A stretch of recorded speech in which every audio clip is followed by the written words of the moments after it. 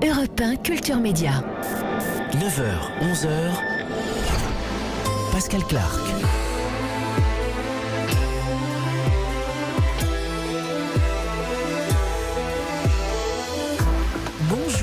Bonjour, vous dansez ?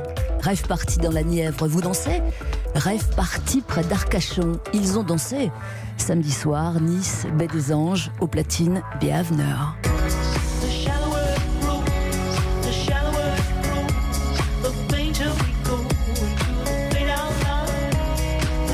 Enfin se défouler, enfin suer des concerts, enfin la fête d'eau à la mer. Collés, serrés au diable, les gestes barrières. Règlement respecté, moins de 5000 personnes entassées. Pas de masque, mais règlement respecté, aucune motion obligatoire. Aux dernières nouvelles venues, je cite, de l'île de Guyane, Jean Castex masqué déclare réfléchir à rendre désormais obligatoire le port du masque lors des grands événements, surtout dans les lieux clos. Et le Covid est prié de faire pause avant la décision. Que pensent les infirmières de ces images de foule non masquées, applaudies chaque soir à 20h, célébrées lors du 14 juillet? Le personnel soignant se satisfait-il d'une image rehaussée? Nous serons dans un instant avec deux blouses blanches, comme on les appelle, Bérangère dans Raymond d'Or et Aude de la Timone. Demain, après un 14 juillet particulier, Emmanuel Macron répondra en direct de l'Élysée aux questions de deux journalistes. Tout compte fait, retour de la tradition. Nous serons tout à l'heure avec Gilles Boulot pour TF1. Est-il prêt? À partir de 10h, dans Culture Média, un réalisateur qui ose l'été sur grand écran, premier amour sur une plage normande avant tous ces virus qui courent, Covid ou Sida. François Ozon vient nous parler de son été, de son film Été 85, demain dans les salles. Culture Média est préparé par Julien Cotreau et Thibault Lambert et réalisé par Robin Le Borgne. Bienvenue, le journal des médias est annoncé. Et c'est vous, Martin Cangelosi, bonjour. Bonjour Pascal, bonjour à tous. Qu'avez-vous donc au sommaire ? Ce matin, on règle ses comptes, Pascal, avec des plaintes de tous les côtés. Heureusement, on a la solution pour flâner tranquille au soleil avec les gestes barrières. Ah d'accord. Ah, vous les respectez, vous ? J'essaye, vous aussi, non ? Ouais, et les audiences, est-ce qu'elles respectent les gestes barrières ? Les audiences, France 2 est devant TF1 vendredi soir avec sa série policière L'Art du Crime, plus de 3 millions de téléspectateurs. Samedi soir, France 2 est encore en tête avec le retour de Fort Boyard. Gros carton pour Fort Boyard, 20% du public, 1 million de plus qu'il y a un an. Record depuis 11 ans, c'est un peu grâce à vous en fait. Probablement. Et là, vous devez me dire les audiences d'hier soir.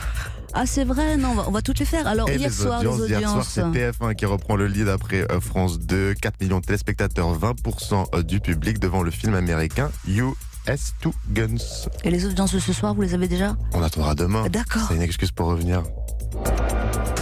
Culture Média. Et l'on commence ce journal des médias avec les révélations de Mediapart sur le journal Fakir. Le journal Fakir aurait été espionné par des services de renseignement et de police. Alors ça, c'est déjà énorme, mais ce n'est pas tout. Cette affaire d'espionnage aurait été commandée pour servir les intérêts du géant du luxe LVMH. Fakir, c'est le journal indépendant, vous savez, de François Ruffin. Le député Damien était journaliste dans une autre vie. Ce sont eux, Fakir et l'équipe, qui ont fait notamment le documentaire Merci Patron. Ce documentaire qui justement s'en prenait à LVMH. César du meilleur documentaire d'ailleurs, Merci Patron. Bernard Squarcini en personne, ex-patron du renseignement intérieur, aurait permis toute cette affaire d'espionnage. C'est ce que révèle Fabrice Arfi de Mediapart. Il sera demain votre invité, Pascal. Ah mais vous savez tout, vous m'écoutez ou quoi ? Bon, on continue. On continue avec On n'est pas couché, l'émission est terminée, mais en coulisses, on continue sévèrement à s'étriller. Il était jusque-là resté discret, mais cette fois-ci, Laurent Ruquier se lâche. Je crois que c'est le mot, Pascal. Il se lâche. Laurent Ruquier vient de prendre la parole dans M, le supplément week-end du Monde. Dans son viseur, sa productrice, Catherine Barma, enfin son ancienne productrice, celle de toujours. On commence par le comportement de Catherine Barma. Laurent Ruquier dégaine, grossier, vénal, pathétique. Mais ça, c'est juste pour la mise en bouche. Laurent Ruquier revient aussi sur ça. Écoutez bien. Je vais remercier Coco aussi qui me maquille depuis des années. Elle a de plus en plus de mal. Et Fred Assayag qui sera au montage cette nuit pour cette émission. À très bientôt sur France 2, bien sûr. C'était il y a une semaine. Est-ce que vous remarquez quelque chose, Pascal ? Oui, comme un manque. Comme un manque. Merci à la maquilleuse, merci au monteur. Rien pour Catherine Barma, la productrice. Voilà ce que déclare Laurent Ruquier. J'aurais aimé pouvoir lui dire merci. Son hypocrisie, sa lâcheté, sa vénalité m'en empêche.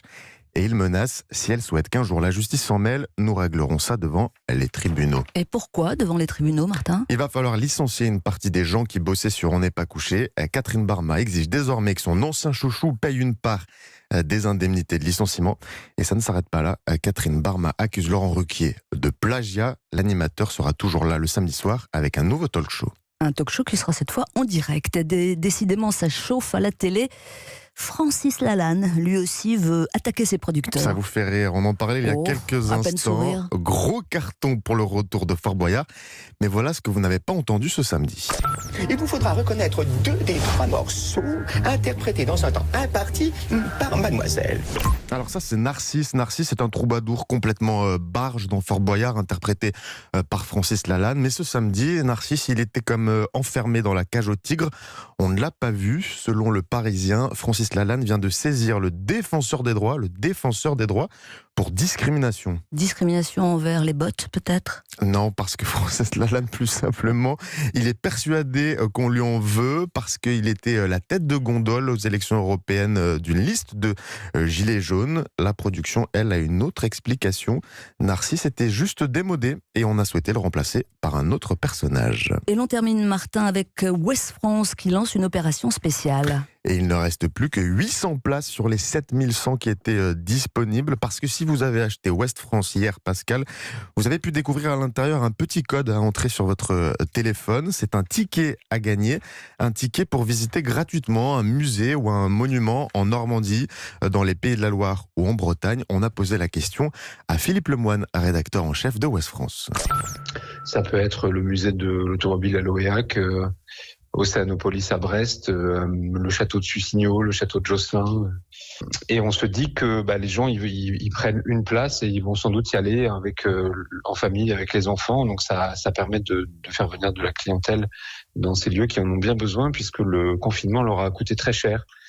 Les 3 mois de fermeture dans les trésoreries, ils font mal. Je pense que c'est le rôle d'un journal comme Ouest France qui est ancré dans son territoire, qui est proche de ses lecteurs et proche de la vie, quelle qu'elle soit, sur son territoire, que ce soit la vie économique, la vie culturelle. Ouest France très engagé dans la vie de son territoire. Rappelons que c'est le premier quotidien en France devant Le Figaro et Le Monde avec près de 600 000 exemplaires. Énorme. Merci Martin Cangialosi, bonne journée à vous et à demain matin.